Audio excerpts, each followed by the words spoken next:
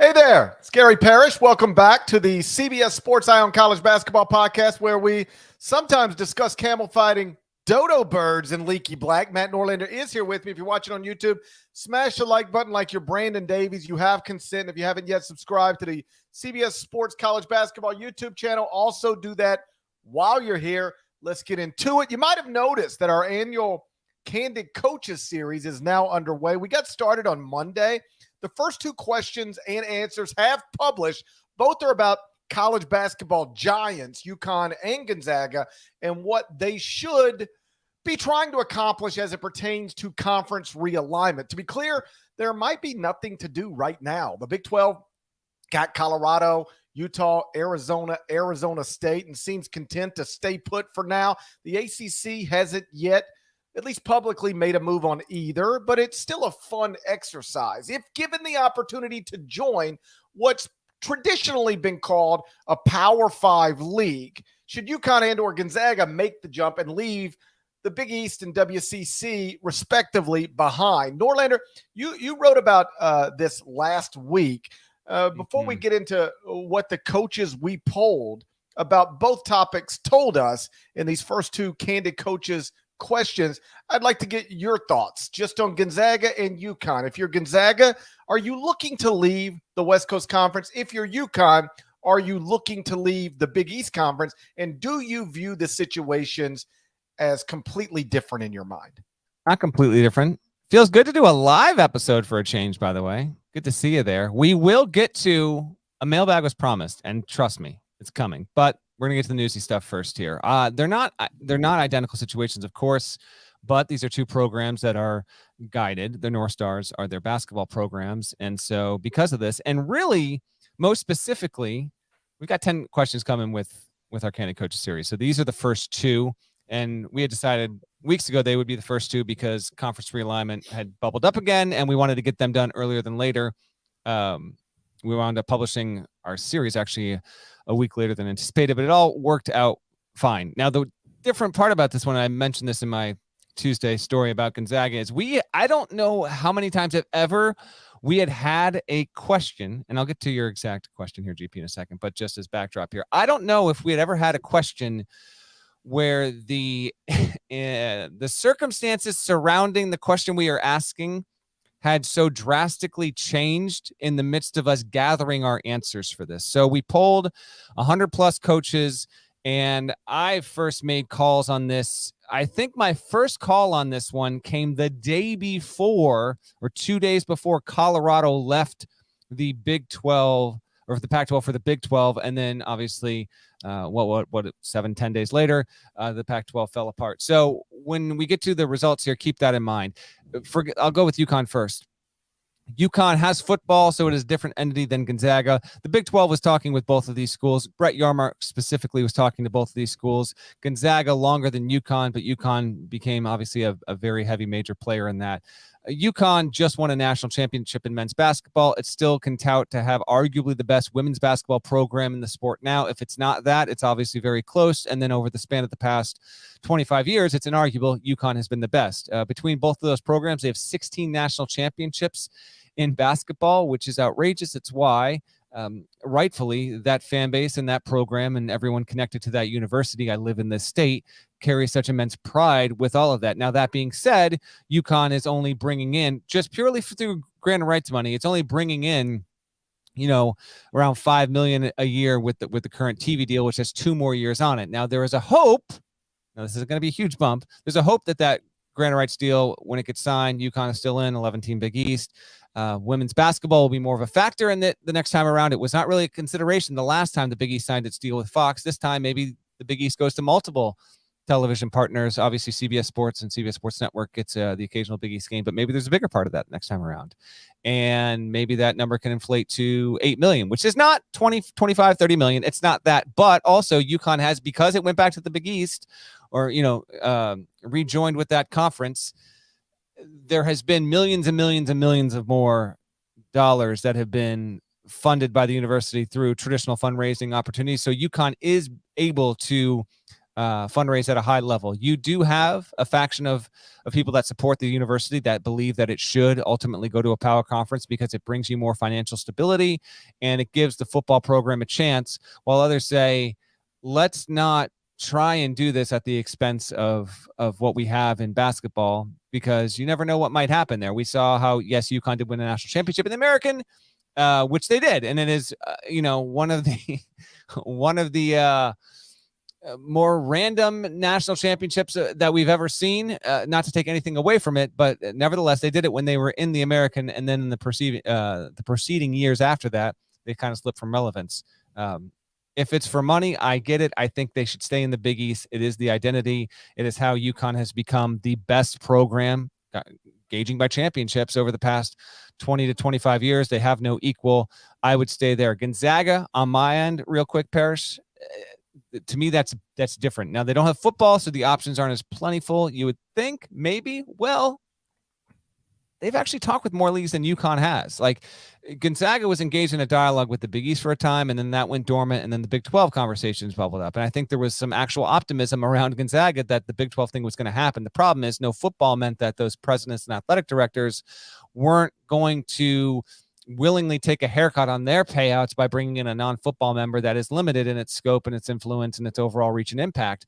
So now, with the Big 12 being where it is, I never say never. In fact, I had one highly placed source, this goes back to my column I wrote last week, who basically forecasted if Brett Yormark still wants to stick around in this conference commissioner deal, if he still wants to do this for the next 5 to 8 years, then when the Big 12's rights come up and we see whatever the landscape is in the media world and what's linear versus digital, what's valuable, he could see that Yormark, if the Big 12 is really cruising, go back to his presidents and then they'll confer with their ADs and say, okay, I want more basketball. I don't know if they're actually going to need that, though. The league is so viable right now.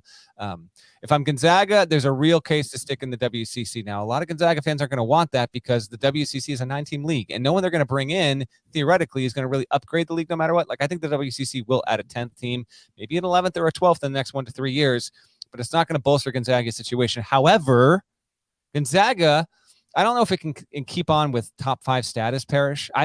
You were asking the program to do something that just, at this point, it has exceeded expectations. And if it drifts into the 6 to 10, 6 to 15, 6 to 20 category, that's entirely reasonable. But because the WCC now allows schools that make runs, that get wins deep into the NCAA tournament to keep more money, significantly more than they did 7-10 years ago, because the Mountain West tried to get Gonzaga into its league in 2018, and Gonzaga went back to the WCC and really sweetened the deal for itself. Because it has that advantage, I'm not totally convinced if a league move would be necessary, but I'll answer your question directly. If I could choose whether Gonzaga should leave the WCC or move, I think that I would move with one caveat. I want to see what happens with these Pac-4 teams and how that affects the Mountain West. If there is a league that materializes that clearly is an upgrade over the WCC, and if Gonzaga would not stand to take more than a 15% cut in the money that it gets, then I would make the move, because it is still searching for relevance for about 10 weeks every season. And while it has positioned itself well, I just wonder if for the long term, it might be better positioned in a stronger league to have a better chance at sustained relevancy after a few leaves. This went way longer than you bargained for, I thought, GP, but that is my long-winded answer to your question. Okay, I'll take them one at a time, because I do think they're very different situations, and I do think the situation should be approached differently. With Gonzaga, to me, that's the more complicated one. First off, you mentioned if you don't have to take more than a 15% cut in revenue, that's a non-starter for me. I'm Gonzaga. I'm not taking a cut in anything. If you want me, you make the money work. All right? Or I'll just sit here and keep getting 1 seeds out of the WCC. Don't know if that'll happen, though, after Mark Few. That's the whole point. I'm not leaving money on the table. That's the whole point. If you want me, you're going to make the money right. You're going to have to – I'm going to have to tell my administration, yes, we're changing leagues, but we're going to make more money. There's no conversation I'm having with anybody that says we're changing leagues for less money. What? Who changes leagues for less money voluntarily? That's outrageous. But if the money's right, SMU, by the way, is the answer to that. But continue. Yeah. Well, like, yeah, but they got it covered for a minute. Yeah. Gonzaga's complicated because there's a theory of just leave well enough alone. You have become a West Coast power without really a national power, without having to be in a power conference. You've got, I think it's undeniable, the most unique situation in college basketball, and you don't give up on that just to give up on that. If I'm Gonzaga, again, like they could overwhelm me with money. So if Brett Yormark recently said in an interview that he thinks men's basketball is actually worth about 25%. But you don't get 25 cents on the dollar for men's basketball from the networks. But he thinks like it should be worth about 25%. So if the Big 12 wanted to call me and say, hey, we get roughly $32 million a year, 25% of that is 8. We'll make it 10. We'll give you 10 million a year. You want to come? I'd listen to that. It's a lot of money. That's more than Gonzaga makes right now. So, I'd listen to that because it's a lot of money. But I would be hesitant to do that because you do separate yourself from the thing that has helped you become what you are. And you go into a monster of a league where, keep in mind, you're now making way more money than you've ever made, but you're making tens of millions of dollars less than everybody else in your league if you join the Big 12, right? So do you still have the same type of power within the league? Like in the West Coast Conference right now, Gonzaga gets placed right into the semifinals of the conference tournament. Yeah. They only play 16 league games. I think that's because Gonzaga. That is exactly because of Gonzaga. That is why that is the case. None of these other coaches in the West Coast Conference want to play 16 league games. You know what that means? They got to schedule 4 more non-league games than they would have to schedule if they were in a 20-game league schedule. But Gonzaga can go get those games. Neutral courts, big events, multi-team events, home and homes. So Gonzaga's like, hey, we only want to play 16 games in your stupid league. Okay, sure. Hey, we want to be placed right into the semifinals of the conference tournament every year. Sure. So you don't give up on that to lightly, because you go to the Big 12, you don't have that same kind of power. You're not the biggest basketball brand anymore. That's Kansas. Do you have as much influence with the conference office as you do right now? I'd listen. If the money was overwhelming, I'd listen. But I think I would stop short of probably going to the Big 12 if I were Gonzaga. The thing that I do think makes some sense is wait this out. See what the Pac-12 leftovers in the Mountain West do. And then we change leagues where we get annual games with San Diego State, Boise State, Washington State, Oregon State, Colorado State. Maybe even Stanford and Cal. Maybe. We don't know. Yeah. Maybe Stanford and Cal. We don't know. I'd wait it out if I'm Gonzaga. I do think it's important to leave the WCC at some point. I don't think you do it necessarily for the Big 12 for all the reasons I've already stated. I don't think you do it for the Big East because of just it's ridiculous travel. That's not going to be fun. I do think you do it, if the money's right, to join with another West Coast-centric league that has better basketball brands than what you're left with in the WCC because, as you pointed out in the Candid Coaches thing, it's different now that BYU's not there. Yeah. Like, I think there's going to be 2 top 100 teams in the WCC this upcoming season. It's Gonzaga and St. Mary's. So if I'm Gonzaga, I'm waiting to see what happens with the Washington States, Oregon States, Cal, Stanfords, Mountain West schools, and I'd be interested in maybe trying to do something with them, again, if it makes sense. Here's the one where I'm going to get out of line with a lot of basketball people and the basketball coaches who responded. Because the question is, what should UConn do? 77% of the basketball coaches we polled said stay in the Big East, and it was higher for you than it was for me. 85% of my responses said stay in the Big East. Yes. So I did not, to be clear, there was no leading of the witness. It was simply lay it on. What do you think?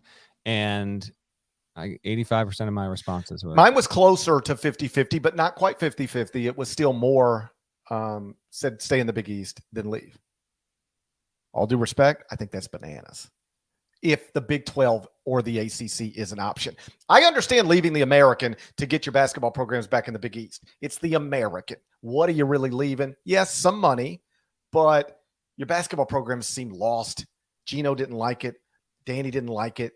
I totally get leaving the American. Not everybody would have done it, by the way. Like this comes up with Memphis all the time. Should Memphis try to leave the America? Memphis would never do it. They would not make their football independent. They don't want to do that. But at UConn, I get why you did it, right? But it's one thing to turn your back on the American, make your football independent, to put your basketball programs in the Big East. It's quite another thing to turn down the Big 12 or the ACC. I mean, you're talking about, you mentioned that Big East schools get roughly $5 million annually, media rights. ACC schools get 40. The Big 12's getting 31.7. Like, that's just too much money to turn down. So if UConn had and right now, it doesn't appear that UConn has the opportunity to join the Big 12 or the ACC, but I'll make this very simple. If UConn ever had the opportunity as a full member share, join one of those leagues, they'd be crazy not to do it. Crazy. Yeah, they'd get a lot more money. I think they would have less prominence in basketball if they did it, and then they're going to hope that the football team can eventually ramp up and be something. And maybe it could, maybe it couldn't. You just would be trading one existence for another to have a much better situation for our athletic department. There's a very compelling reason to do so. To me, the ACC makes way more sense than the Big 12. Way more. The only concern with the ACC is like, what is that going to look like in 10 years? Or 5 years. They have a contract that goes till 2036. We'll see on any of that stuff. And that is all predicated, theoretically, I guess, it's predicated on whether you have defections from FSU and Clemson. The ACC is never going to cease to exist. These people that talk about that we're going to have 24, 28, 32 team conferences, that's not going to happen. Like that's not based in any kind of reality or logic. The conferences can't exist as we know them to be at that size from competitive balance situations. The ACC will always continue to exist. And in football, frankly, UConn's program would have a better chance at sustainability. And then in basketball, there's just a lot more natural would-be rivals in that conference from whatever schools could wind up staying there. So I'm with you more on the ACC. But that being said, it's super expensive for the UConn to get out of the Big East with the current agreement that it has, particularly a 27-month window. Not to say that it couldn't or wouldn't, but it's way more expensive now than it was with the American, and UConn just doesn't have the money to do it. So this is nothing that's going to happen in the near future. But they flirted heavily with the Big 12. They wanted an invite. Had they gotten it, I believe they would have left. The ACC, you'd be foolish to think that, at least if there haven't been some informal curiosities and check-ins at some point earlier this year, but that's nothing that's on the table in the near term. For statistically, though, with Gonzaga, it was half and half. 49% said that the coaches we polled said they should stay in the WCC, and then 51% said either go to the Big 12, go to the Big East, or wait and see what happens in the Mountain West Pac-12. So that was a split. And as GP said, it was a 77-23% split with the coaches we spoke about, with UConn staying in the Big East. The first two candid coaches questions, you can find them, cbssports.com. So go check them out. We got 8 more to go. We come back, we'll turn our attention. It's a mailbag episode. Up first, we're gonna break, but you don't know something. We got a surprise on the other side of this break. I like all these surprises. Yeah, here we go. Throw it to break, GP. The man, the myth, the Messi. Catch Inter Miami take on FC Cincinnati in the U.S. Open Cup on the all-new Golazo Network. Okay, so here's the deal. Because I was approached about this. Look at Kevin B in the chat goes, GP looks pissed at this potential surprise. I was asked if I would do this on the pod, and I said yes, but I don't think Parrish will do it. But I was told you said you would do it. So, Nada, you got it? This grid thing? Grid thing. We're doing the grid right now. Oh, I forgot all about this. I was told you said you'd do it. True or false? Yeah, it's one of those things you get the message and it's like, hey, would you do this sometime? And you say sure, and then you never think about it again. Oh, there we go. So here we go. The grid challenge. I have not seen this. This is a GP special. John Calipari. If you're listening, I'm going to read it aloud. If you're watching, play along at home. Nada, we do not have the fill-in answers for this, right? Because there could be multiple options. So there's no There are multiple options for a whole bunch of these, so there are not fill-in answers. Okay. But the other thing I was going to point out, if you are listening to this, this will be posted on the Twitter account after the show airs. And then on top of that, I'll put it on the YouTube community page as well. Okay. If you're watching live, don't give up the answers in the chat just this second. We'll have other people play along as well. So what we've got here is we've got John Calipari, and down we've got the schools he's coached in college: Kentucky, Memphis, UMass. The categories are first team All-American, conference player of the year, and average 15 points per game. Now, my one lingering question with you, Nada, is this, because I did not vet this, and I do worry about this. Do we know for sure that there are different players for every single open box on this grid? There are, because myself and Zoe, the social media queen of the college basketball side, we vetted this. There are multiple answers for this. Okay. GP, let's have it. So what am I doing? Guide me through this. Kentucky, coached by Calipari. Give me Wildcats, three different. First team All-American, a conference player of the year, and someone who averaged north of 15 points per game. Okay, first team All-American. John Wall. Absolutely. Let's see if we can. I'll say first team All-American at Kentucky. I'll say Karl Anthony Towns. Okay. Conference player of the year. Oscar Tshiebwe. Anthony Davis. Averaged 15 or more per game at Kentucky under Cal. Jamal Murray. I'm going to...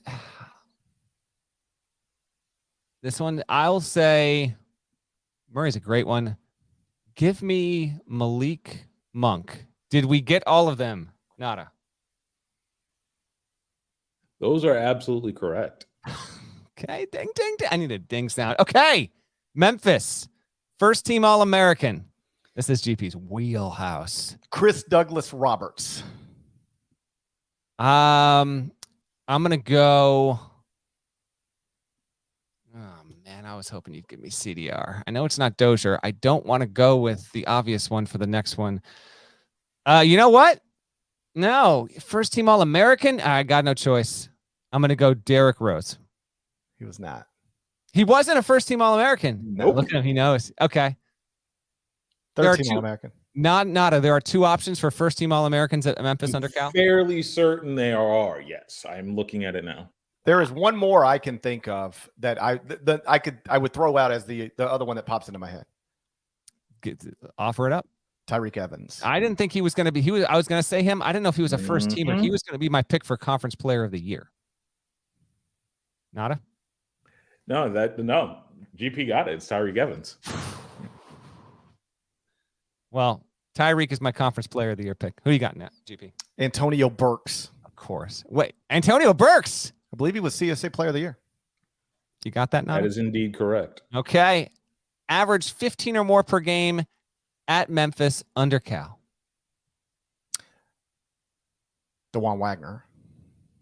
That's a great one. Antonio Anderson? No, I don't think so. No? You could go Tyreek Evans. You could go DeJuan Wagner. You can't use the same player twice. You could probably go Antonio Burks there. Why don't you use Chris Douglas Roberts there? For sure. Can you use CDR again? If CDR is occupied a box, that's my question. He's a first team All-American for GP. Can I use CDR? I guess I could. So yeah, you could for you. All right, UMass. Here's where it gets. This UMass. is tough. This is where There's only one answer. Yeah. Well, first team All-American Marcus Camby. Camby. Right. Is there only one answer for conference player of the year? I'm going to say Lou Rowe. That is correct. Okay. So Camby, Lou Rowe, average more than 15 a game. How many answers do we have for UMass? How many different players, Nada? There are 3. And those are 2 of them. So did Edgar Padilla average more than 15 a game?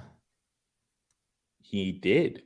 Boom! Let's go. So there's not another answer. That's the only answer that we got. That's the only one. Like the UMass one was the only one where it got kind of tight. We tried to find multiple, but you got him. Yeah, we got everything. Good stuff. That was good stuff. Do we have another one, Nada? Do we have another grid? Are you there? It's going great. Hey, great surprise. Did we lose Nada? Glad you guys are full of surprises. I think we have another grid, but okay, we do. Here we go. One more. This is for the Nash. This one should be cake. Well, yeah, of course. Blue Bloods, Duke, Kansas, Carolina. Okay, let's go. First First team team All-American, National Player of the Year, someone who averaged more than 20 a game. Okay, I'll go first this time. Or do you want? You go first. All right, Duke. First team All-American. I mean, all right, Zion. National Player of the Year. I don't get to go now, I guess, huh? Oh, you do get to go. Sorry. Okay. First team All-American, I will say Marvin Bagley. Nada, that's both right, is it not? That's both right. Yeah. National Player of the Year, that's where I'll use Zion. Give me Danny Ferry. Oh, you really wanted to go? Wow, that's a good one though. I'm almost positive he won National Player of the Year. He did. Average 20 points per game. Here's the question: is the 20 point per game for a career or in a season? Just in a season. Okay. You're up first. JJ Redick. God damn it. That's what I was going to say. All right. You know what? I give you Redick. More than 20 in a season. I got one. I got a throwback. Art Heyman. Come on, man. Now, Art Heyman. You really like that was the extent of my research. Yes or no? Yes. Boom. Let's go. Kansas. First team All-American. Wait. Hold on. GP's got to go. What are you skipping him for? He just doesn't care about me. Like you.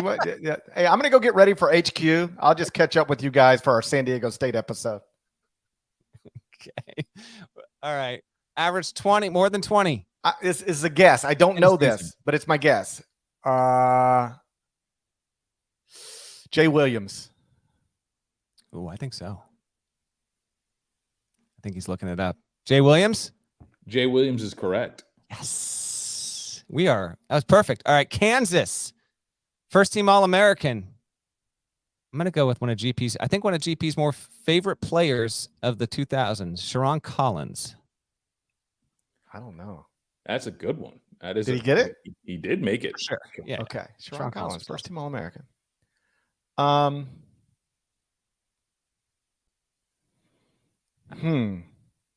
There are so many. There's so many. Do you want a hint? Well, no. I mean, we just got to name anyone ever. There's one. Wilt Chamberlain. Okay. Oh, yeah. Gotta be right. Great one. That is a great one. That's a great one. Jalen Wilson was a first team All-American. So, like, I'm just surprised National Player of the Year. National Player of the Year, Frank Mason the third. I left the easy one on the table for you. National Player of the Year, easy one? Yeah. Unless I'm way off on this, but I almost positive this player won National Player of the Year. Oh, I keep thinking of the Bill Self era. I can go all the way back to whatever I want. Danny Manning. I'm pretty sure Danny Manning won National Player of the Year. That's who I was thinking. Yeah? Yep, he got it. Now we need Jayhawks that average more than 20. I don't want to double it up, so I'm not going to pick Wilt. More than 20 in a game, in a season.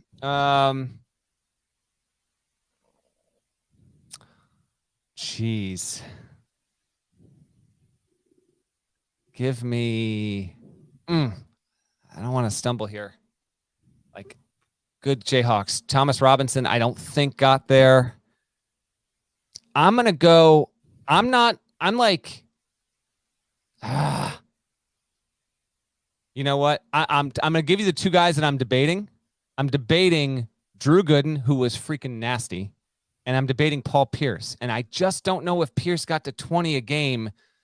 I'm going to go Gooden. Unfortunately, neither made. Neither. Stumbled.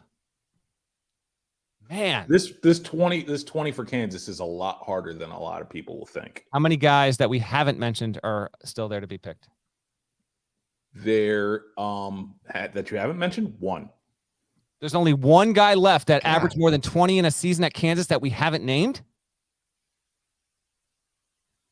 Wow.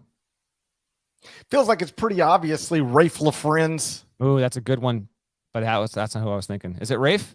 Rafe did not make it to 20. I'm going to say Collison, Nick Collison. Unfortunately, Nick Collison only made it to 14.8. Jeez. Who is it? Dave Robish. Come on. Was one of them. Danny Manning was the other. And then there's Wilt Chamberlain that did 29.9. Right.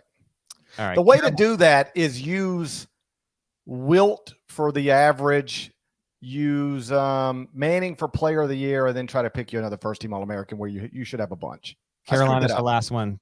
Then we'll get to the questions here. Carolina first-team All-American. You're going first now? Yeah, I think so. Otherwise, okay, go ahead. Otherwise, I won't get to go. I mean, I just think. Go ahead. First-team All-American at Carolina. This is. Let's go James Worthy. Oh, I was going to say Worthy. I didn't think you were going Worthy. James Worthy. Look at us finishing each other's sandwiches. I will go Sean May. National Player of the Year, Tyler Hansborough. National Player of the Year, perhaps you have heard of him, Michael Jordan. Average 20. We're 4 for 4. I'm almost positive, right? I am going to go look up that National Player of the Year one. Come on. No, that's accurate. Who did you say National Player of the Year? Hansborough and Jordan? They both won the MPOY. Yeah, we're good there. All right, then yeah, you are 4 for 4. And average 20 points per game at Carolina. Oh, I got a good one here. Man,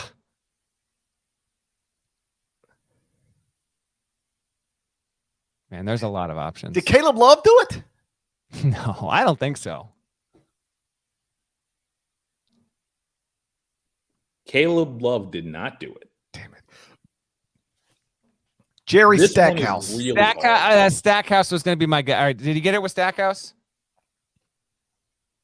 Stackhouse, yeah, barely. Yeah, he had to have. All right. You know what my guess is? I'm going to be so ticked if this is wrong.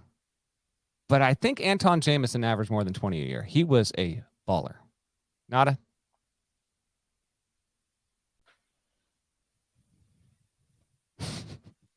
Hello?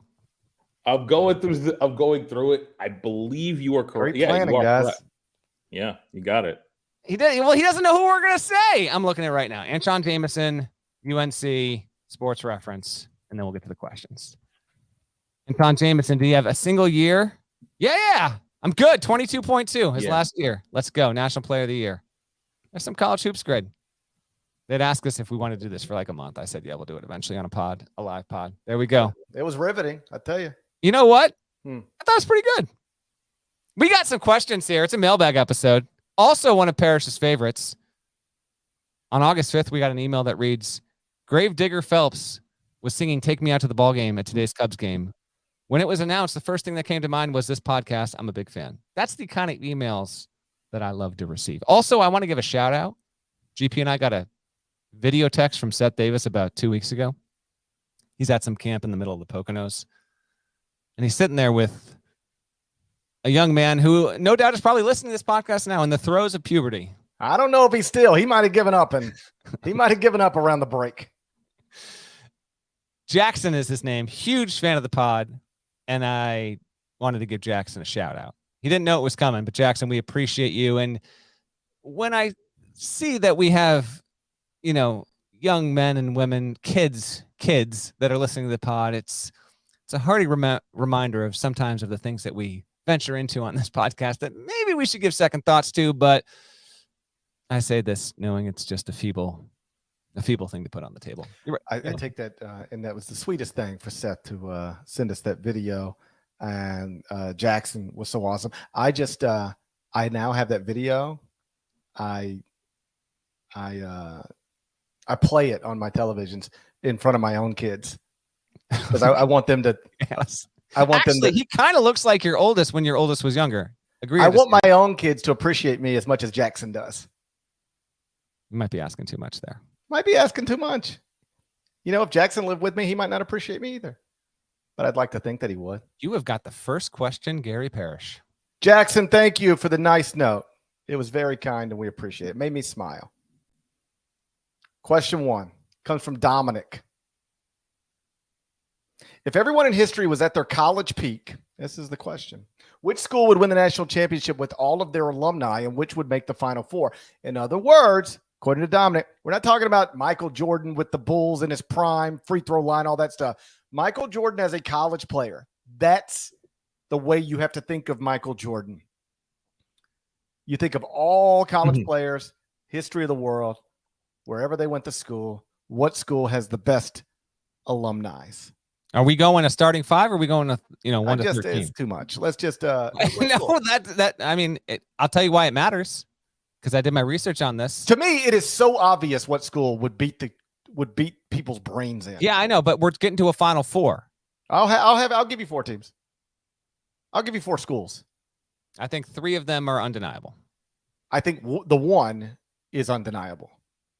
Let's see if we agree on that first. The team that would win this, Duke. No, I think Carolina gives them a great run for their money. Dude, at Duke, you can do some combination of, at point, Bobby Hurley, Kyrie Irving, Jay Williams. They were all awesome. Next to him, you can go like some combination of J.J. Redick, R.J. Barrett, Johnny Dawkins. Okay, I'm maxing you out at 13 guys, by the way, here. Grant Hill and Shane Battier, Zion Williamson, and then up front, Christian Laettner, Jaleel Okafor, Marvin Bagley. You basically got it. You can have a national player of the year. My guy Art Heyman again. You could do a national player of the year at every position. And Carolina can too. Tyler Hansbrough, national player of the year. Phil Ford, national player of the year. Michael Jordan, national player of the year. Anton Jameson, national player of the year. James Worthy, national player of the year. Then you've got Vince Carter, Jerry Stackhouse. Don't be hating on my guy Ed Cota, Ty Lawson, Joe Forte, Sam Perkins, Sean May, Kenny Smith, Rasheed Wallace, Brad Doherty, Eric Montross. I'm taking Carolina over Duke. Gotta put that up in the chat right now. Poll.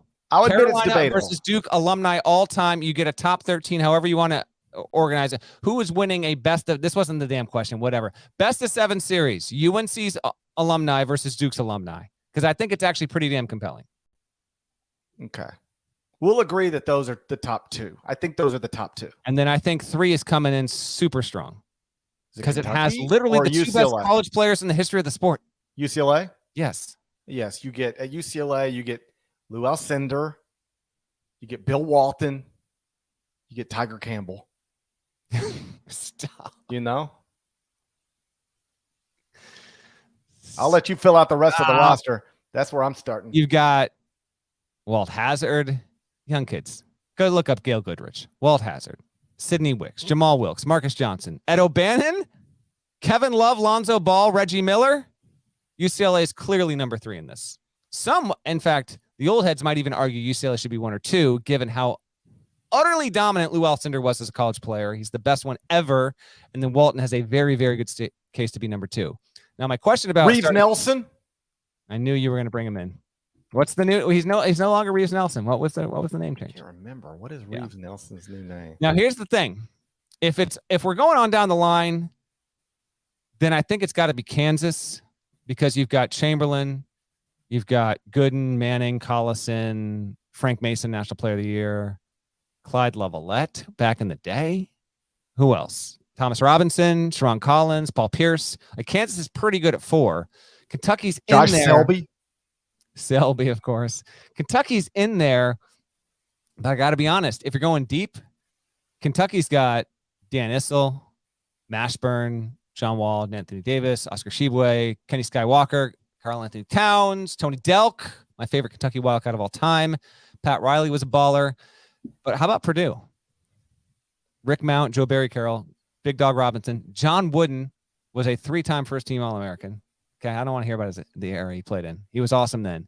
Caleb Swanigan, first-team All-American. Carson Edwards, first-team All-American. Jaden Ivey, first-team All-American. Zach Edey, National Player of the Year. It's actually like a pretty compelling case between, I think Kansas beats out Kentucky and Purdue. But if you get to certain schools that have like a starting 5, dude, listen to these 4. Houston, the coolest sounding top 5 of all time. Elvin Hayes, Otis Birdsong, Clyde Drexler, Akeem Olajuwon, Marcus Sasser. Okay, now when you get deep into the bench, it's a different story, but that starting 5 is friggin' nasty.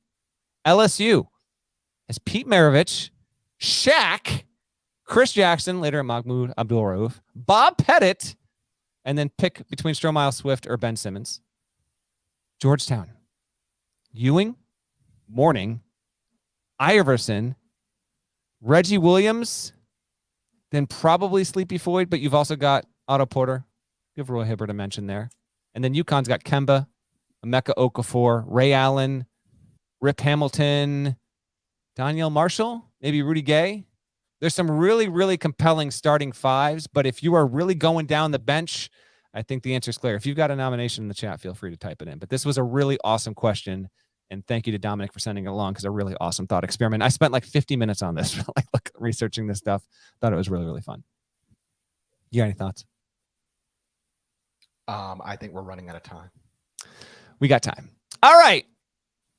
Grant from Lenexa, Kansas asks, I like spicy GP on these mailbag pods, by the way. This is my favorite Parrish by far. Grant from Lenexa, Kansas asks, not in terms of pro talent, but in terms of the right parts needed to win a title, is this Duke's best team since 2015? I'm going to say no. I would also say no. I don't have a definitive yes or no. Maybe you do. I've got two teams that I considered. Although I do like this team in the way that it's comprised. Again, another really, really good question. I would say, again, they won in 2015, so the best since then. The 2016-17 team, that team went 28-9, was a 2 seed, got popped in the second round by Frank Martin in South Carolina. But that team had Tatum as a freshman, Luke Kennard as a sophomore, Grayson Allen as a junior, a really good freshman in Frank Jackson, a really valuable senior in Emil Jefferson. Harry Giles was hurt, but he did play in 26 games, and it's more like going into the season, they were hoping he would be more. Matt Jones was a senior. Marquise Bolden, kind of hit and miss, but I thought that was a good team. And then 18-19 talent-wise, it's undeniable. But you had Zion, RJ, Cam, and Trey Jones. They're all freshmen, but they're super, super talented. I'm guessing GP is going to say 2018-19. That team did get further in the tournament, but didn't make a Final Four. You didn't have a lot of prominent veterans on that team. Jack White, Javon DeLaurier, Marquise Bolden, Alex O'Connell was a sophomore. The other guys were juniors. I would, if forced to pick, I think the 16-17 team had the best roster put together to win a national championship. They just didn't do it. That's my answer. What's yours? 2018, 2019. They were the number 1 overall seed in the NCAA tournament. They had the GOAT coach still. 2 first-team All-Americans in Zion Williamson and RJ Barrett. On February 19th, that team was 23-2. 2 losses at that point. To Gonzaga by 2 points, and to Syracuse without Cam Reddish. Third loss was when Zion blew out his shoe against North Carolina. Fourth loss was at Virginia Tech without Zion. Fifth loss was at UNC without Zion. Sixth and final loss was to Michigan State by 1 point in the Elite Eight. So Duke only lost twice that entire season at full strength. By 2 points to Gonzaga and by 1 point to Michigan State. The team was awesome. No doubt. That's the team. That's the team that had the best chance since 15 to win a title for Duke. To be clear, I do think this team has a chance to win a title, obviously, but I don't think it has a better chance than 2019. Like if, like one ball bounces a different way, Duke's in the Final Four and the favorite to win it. Yeah, I think that's completely valid, and you make a very, very good case there. You're next.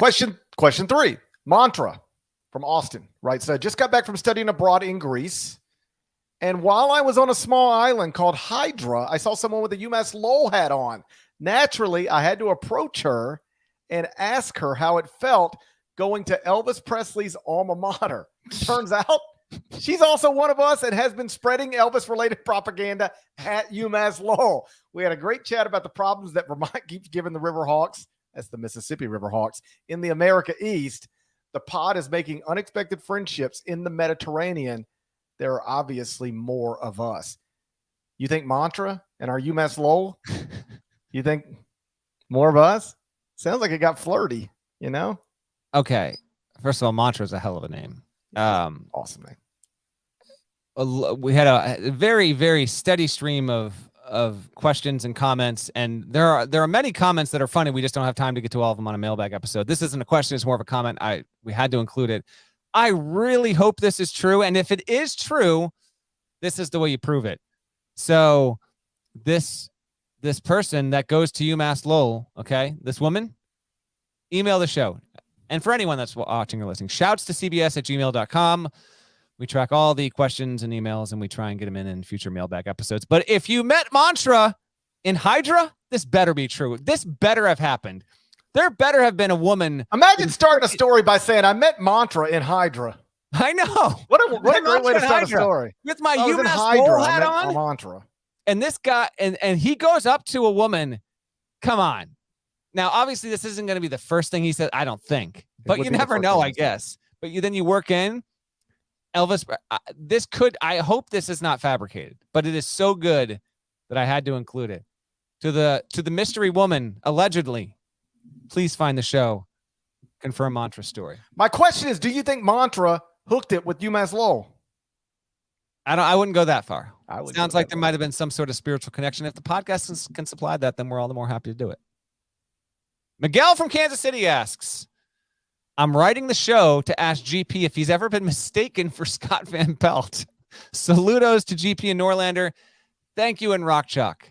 Gary Parrish, have you ever been mistaken for SVP? And whether you have or you have not, is there anyone else that you have ever been mistaken for? Scott and I have a few things in common. We're both bald. We both wear glasses. Yes. We both work in sports media. Yes. One of us hosts Sports Center, and the other one's the backup time to shine guy. Hold on, and the other one just kicked ass in 2 college basketball grades. Don't sell yourself short. I shouldn't sell myself short. Beyond that, Scott is tall and thin, and I'm short and fat. You're not. Again, you don't usually mix up not tall and thin people with short and fat people. You're not fat, right? Like, no, you think Gigi Hadid ever gets mixed up with Lizzo? No. One of them is tall and thin, and the other one is not as tall and not as thin. I think that's the right way to say it. Have you ever been mistaken for anyone else? Kevin from The Office. Kevin from The Office. I was thinking more the Six Flags guy. The Six Flags guy from the commercials. No, that's a regional thing, Norlander. It might be. It's a Northeast regional thing. You know what? That's a good call. I have an incomplete list of. This is not an exaggeration or fabrication. I have, for whatever reason, one reason or another. This is pre-pod being on camera, I guess. I've had people either in the media or just other people come up to me and mistake me for Luke Wynn, Jeff Borzello, Eamon Brennan, Luke Wynn, Rob Doster, CJ Moore, Luke Wynn, all people in college basketball media for one reason or other. Just a white dude who loves college hoops. The Luke Wynn thing has happened at least a dozen times in my life, so much so that and it's happened with him as well. People have thought that he is me for whatever reason, so it has become a running joke over the years. Luke Wynn, former great SI writer, now in the front office with the Toronto Raptors. You are next up, Gary Parrish. Eddie claims to be one of us. I'll take him at his word. He writes, where would you rank Tom Izzo? Resume results for all-time coaches. I know the lack of that second national title is a big ding, but where does he fall? For example, would you rate Izzo above or below someone like Billy Donovan?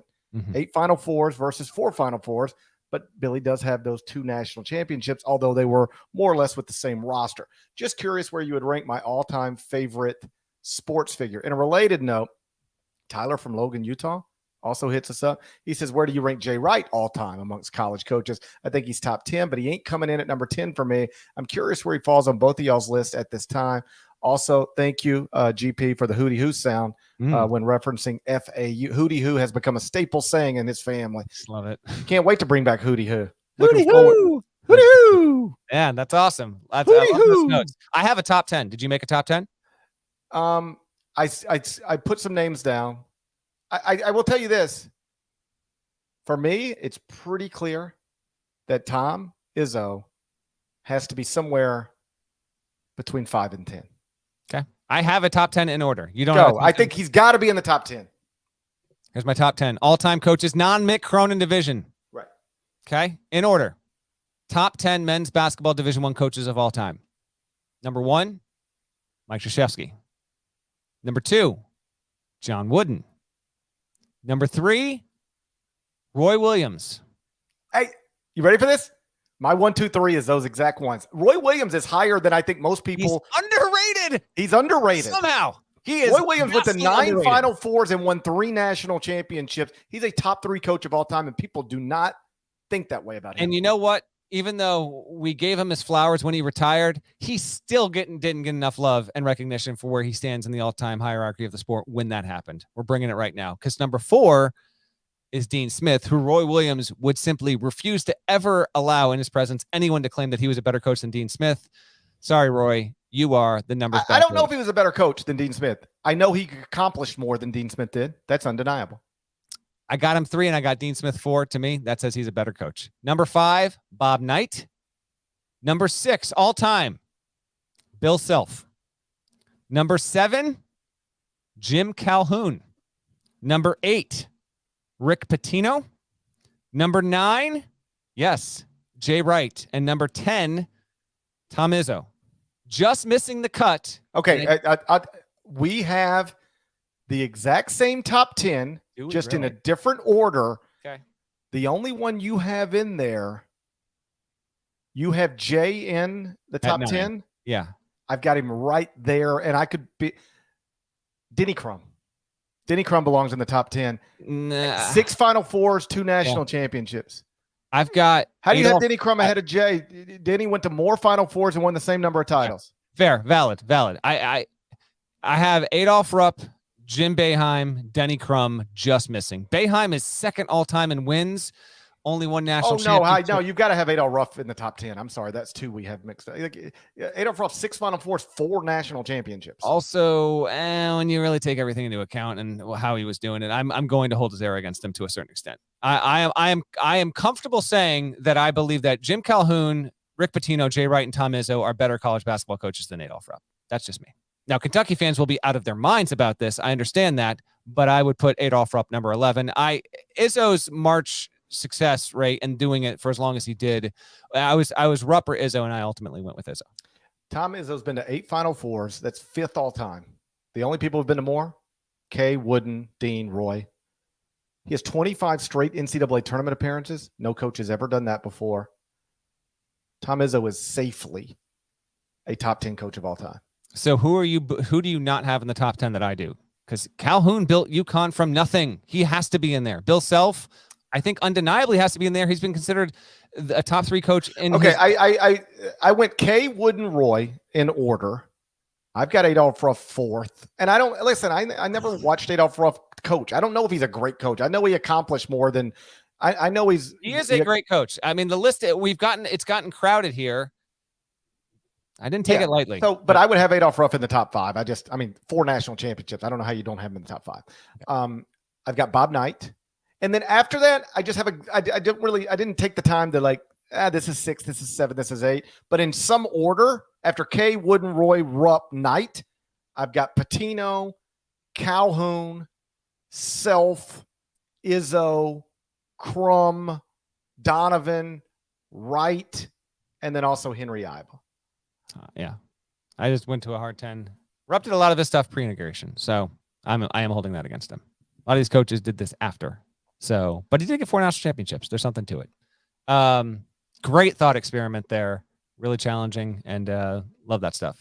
All right, Rustin Dodd, senior writer with The Athletic, former Kansas beat writer. Apparently dedicated pod listener. He sent in the notes to the show. GP's take, and then we're changing lanes here. Jackson, earmuffs. Jackson. You know what? This is a heads up. If you're listening with your children, earmuffs for anyone under 17. All right. Or just bump it forward 2.5, 3 minutes. I'm trying to take a guess here. There ain't a 17-year-old world in this, all right, let's go. Country that know what we're talking about. Show. It says GP's take on the term head job reminded me of this famous article from the Kansas Student newspaper when Mark Mangino, Nana's going to bring this up, was hired in the early 2000s. His daughter happened to be a student at KU at the time. If you're not watching, the headline in the University Daily Kansan is "Student Excited Dad Got Head Job," and it actually has a photo of Mark Mangino's daughter. Additionally, Mike S. in Columbus, Ohio, chimed in with a note. He said, "I grew up in Ohio, and we definitely use the phrase head job in the 70s and 80s is a common phrase interchangeably with, well, you know what? I told This you. is I told you. validation. Yeah, For Gary Parrish. that's right.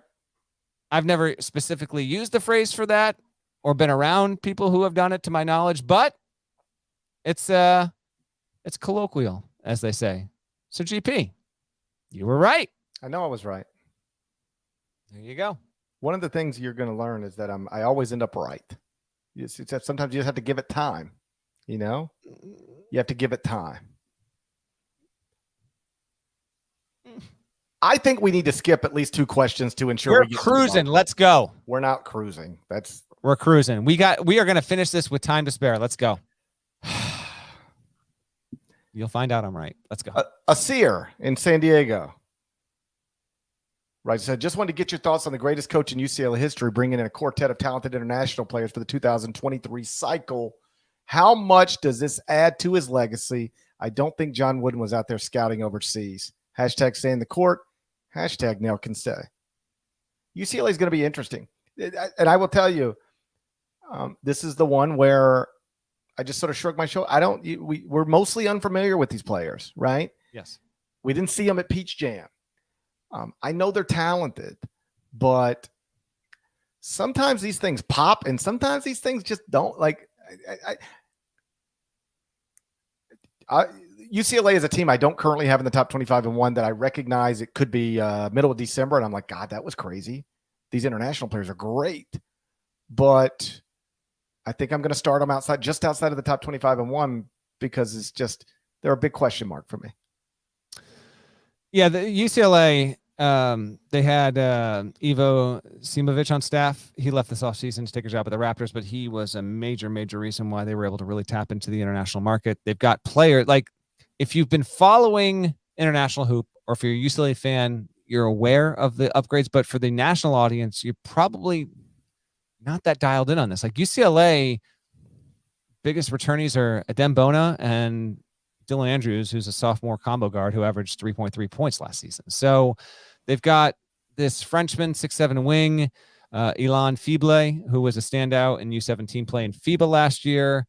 They've got Jean Vide, a 6'6" shooting guard from Slovenia, who is coming off a really, really impressive summer. They've got Berkbey Buk Yuntashil. I hope I have that right. He's from Turkey. He's 6'9". I can't wait until Parrish actually has to say these names on the podcast later this year. He actually helped Turkey beat the USA U19 team and prevented them from that was coached by Tad Boyle. They didn't even win a medal. That's almost never happens in USA basketball, no matter the level. Happened this year, and that Turkey team wound up taking the bronze. They've also got a center from Spain, Ade Mera, and they've got a Serbian who's a transfer who started his career at Utah, 10 points a game last year, Lazar Stefanovic. So UCLA will be will have more passports in the locker room than just about any high major program that's out there. Gonzaga and Arizona obviously have been two such schools, but Mick Cronin has gone headfirst into the international market. It's a big play. We'll see to what extent it works for him, but UCLA GP hits it on the head. It's why they're not featuring our summer shoot around. We just don't know. Is this going to be a top 20 team or are they going to struggle to make the tournament? I have no idea. Cronin's coaching bona fides aside, they're a big mystery, but given that we didn't do a shoot around on them, I figured they were worth a little bit of attention. Next question. Charles from Kansas City wants to know, what do you foresee as the future of high-profile mid-major programs who are situated in football-dominated conferences, which is, by the way, to say most of them. I asked this as a Wichita State fan and graduate who saw my school capitalize on recent success, ascend up from the Missouri Valley to the AAC, a power conference league at the time. And now, through no fault of their own, they're in more of a mid-major league. Is there any hope of leaving to more of a basketball first league like the Big East or A10, or is the American the ceiling for a team like the Shocks? I would say, never say never, but the American feels like the ceiling to me for Wichita State. Now, they capitalized off this great run under Greg Marshall, and then he wound up getting fired because he was abusive physically and verbally, and he justifiably split ties with Wichita State, and he has not surfaced in the sport since. Then they had a short downturn. NIL issues stagnated some growth as well.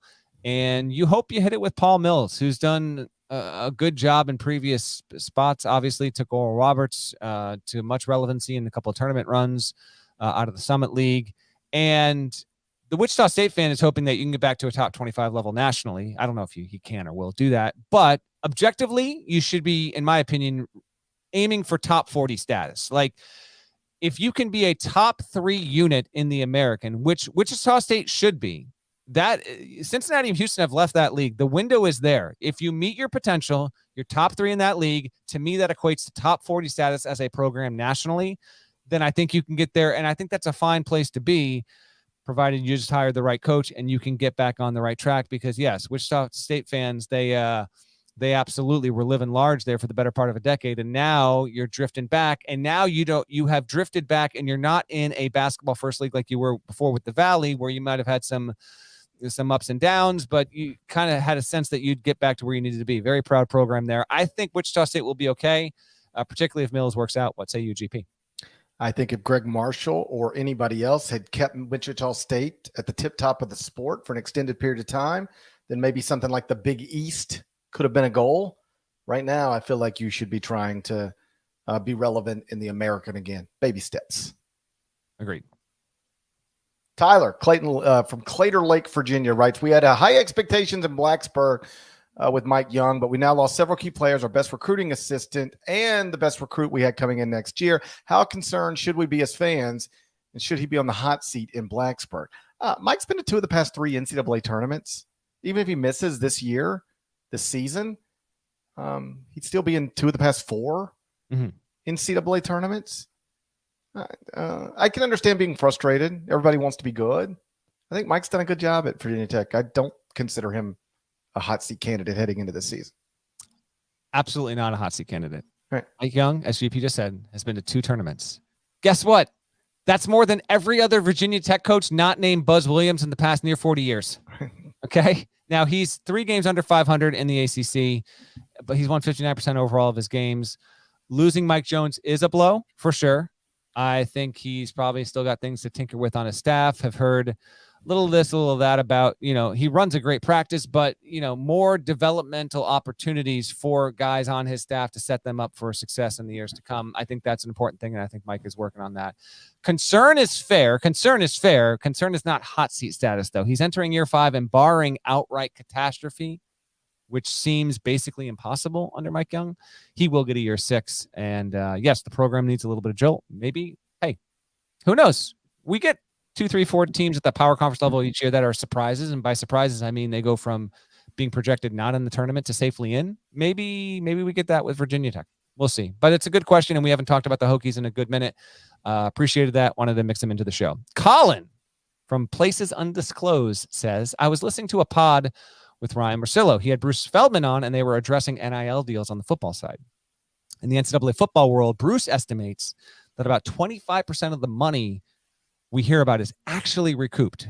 It's hard to track, but sounded like probably the top tier guys are getting what they get, but a lot of these other freshman deals, or maybe not top 10 player deals, are pretty shaky. I'm wondering if you have looked into this or heard any rumblings from the NCAA hoops scene and how you think this will impact college hoops moving forward. Relatedly, Bill from his iPad sent us a note, and he said, I see where the Miami booster giving all the NIL money had his company stock delisted from the stock exchange.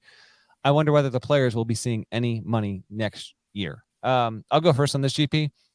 We will have a question about, not explicitly this, but we have a candidate coach's question coming later in the series that will touch on this, and we'll talk about that on the pod. There is and in talking to coaches about this specifically, and it's tied to the portal, there is a ton of cynicism that I found among coaches about how much is being asked from players, how much is being floated by coaches, what that number finally winds up being. And then also, technically, you're not allowed to do that. It has to come from a representative outside the program and through these collectives, whatever. But whatever. Getting that stuff locked down and like verifying it through reporting is very hard because, one, we're still in a nascent era of NIL. You need to have documentation or proof from people on both sides of the deal that this is what was promised and this is what they wound up getting. And also, there's an embarrassment factor to this. Like, no one wants to admit that they were duped out of $50,000, $250,000, $300,000. That's not something that people proudly want to go out there and put. Now, if they've got a score to settle or they want to take something to court, then eventually we could know about it. personally, GP, the idea that only 25% of college basketball players would be recouping their money that would be low to me. Like that's what Feldman apparently said with the football stuff. I just think if it was sub 50%, you and I would hear more noise about it. Not even like on the record, just a little bit. Now I know it happens, but to what extent it happens, I'm not sure. I'm sure it's happening to a certain extent, but some of these guys are going to be moving on to pro careers and more stories will come out. So I think it's happening. I'm not sure it's rampant. And I think so much of this is second, third, and fourth hand information that it is very hard to reliably get the figures. But I will tell you this, and I would assume you would agree. Not all coaches, not even many, but some coaches are all too quick to just assume that the numbers out there are completely bogus and like to downplay how much their competitors are actually providing in NIL. Whether that's true or not, I don't know, but I know there is a faction of coaches that definitely run along those philosophical lines. I will say that we are in the process of this Candid Coaches series, and one of the questions we're asking coaches is, in your experience, what is a high major starter going for out of the transfer portal? And I haven't seen your answers to that question yet, but like the answers I'm getting are pretty consistent. Around a couple 100,000. That's what coaches are telling me. Like if you're looking for a starter at the power conference level who is in and you want to get him out of the transfer portal, it's what coaches are telling me is about 200 grand. Is that what you're hearing? Is that are we in the same ballpark? I mean, I don't want to spoil the question, but I will say this. I've gotten as low as 75 and I've gotten as high as either 450 or 500. Yeah, I've gotten lower and higher, but I'm saying on average, it feels like it's going to be around when I add it all up, it feels like it's going to be around 200. I will say some coaches have told me, now, what are you asking exactly? What are they looking for or what are they getting? Because those are two different things. They might be looking for 250. They might get 125. One coach, you'll remember this at Peach Jam, we were talking to one night, and this coach said when it comes to NIL deals, he said, take the number you hear, cut it in half, and then cut it in half again. That's what he said, right? Mm-hmm. So to address the question that Colin asked, I have heard of deals falling through. I have heard of players not getting the money that they were promised, but this is all easily solvable. Hire a real agent and get everything in a contract. And then if somebody doesn't give you what they agreed to give you, take them to court.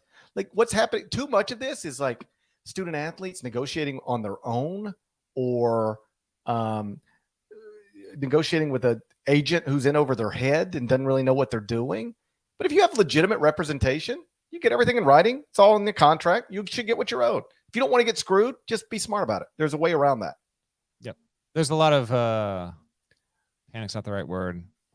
Cynicism and all right, this is gonna be goofy, but I'm gonna need you to talk for a minute. I gotta go get my power source. I'm about to go dead. You do what you got to do. While GP is going to get his power source, this is a reminder that we have our eBay bid for our live bonus episode, our 20-second summer shoot around. Okay, if you're watching in the chat, not a post at the very top. I think he's gonna put it in the chat again. We want to obviously raise as much money possible to St. Jude. And GP's drifting in and out of the show. I don't know what he's doing. Nada just posted in the chat there. If we get to $1,000 on our Purdue episode, I think we said that we would do a FaceTime, but I think it makes more sense to do a Zoom. I don't know why Parrish is floating. Get your power source. Go get the power source. If you're watching on YouTube right now, you can actually see people are bidding. Someone's bid $255 to talk to Fornelli. The ghost of Tom Fornelli. I think that's what's happened there. So please continue to do that. We're at 300 now. If you get to 1,000, I think we're going to do a Zoom call over the FaceTime option, but it has to get to 1,000. Me and GP. If it gets it to 850 or 375 or 600, you're going to get the bonus episode. But if you want the Zoom call, the private Zoom call to go with, the winning bid has to be above 1,000. It ends Friday. We are recording this on Tuesday. The bidding ends on that Friday. You can find a link to that in this episode on YouTube or in the podcast description. That being said, we've got two more, I think. GP, you're next up. I will do a podcast about Fornelli for $1,500. Not with him. God. Not with him. I'll do 20 minutes on Tom Fornelli. If the winning bid gets to 1,500, you're going to do a 20-minute podcast on Tom Fornelli? I'll do a 20-minute podcast on Tom Fornelli. All right, so that's the deal. 1,000 gets you the Zoom. No, these are separate things. Yeah. 1,500 ups it, and Parrish, for some reason, is going to put upon the world 20-minute episodes dedicated solely to the ghost of Tom Fornelli. Yeah, I'll just come on. I'll be like, hey there, it's Gary Parrish. And then I talk about Tom Fornelli for 20 minutes. All right. I don't know if that's going to get us to 1,500. Let's hoping it is. GP, you have Andrew from Columbus, Ohio next. Hey, Guster Fan Club president, noted extortion and scentless vape expert. Yes. As a cynical Louisville fan, what are some realistic expectations to have for this season?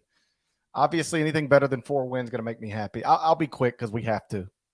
Oh, we have to. Oh, it sounds like Andrew is seeking a little bit regular season over under. So you bet your ass that's coming. Go ahead. You should win more than 4 games. I would assume that's true just because, I mean, my God, how could you not? One of the craziest things of my entire life is that Louisville played an entire basketball season once and only won 4 games. I thought about this last night looking at this question. I was like, Louisville really only won 4 games. That actually happened. What are we doing here? I mean, it's insane. It is. I'll give you some computer numbers. Louisville is ranked 146th in the preseason at barttorvik.com. That's where Torvik got him right now, 146. Last season, 146. That was Eastern Kentucky. So Louisville fans, take this however. The Colonels, right? The Colonels, yeah. Take this. You don't know. Take this for whatever it's worth. Torvik projects you to be the Eastern Kentucky of the 2023-24 season. Eastern Kentucky finished tied for 3rd in the Atlantic Sun last season. So I don't even know if this is possible. Conference realignment's wild, though, so you never know. If you can move to the Atlantic Sun before November, I genuinely think you can compete for a top 3 finish in that league. But if you stay in the ACC, you're probably going to be picked 14th or 15th, and that's probably where you're going to finish. And I'm not hoping for this, but I would assume we're about to watch the last season of Kenny Payne's Louisville coaching career. Cards just lost Trenton Flowers to the other side of the planet. See? He decommitted from Louisville, I think the day before, the day of classes starting at that university. Trenton Flowers was expected to be a top 3 player on that roster this season, highly prized recruit, incoming freshman, and now he's going to go play pro down under. Credit to him, he got money, but yeah, he also quit on the team. What do you want from me?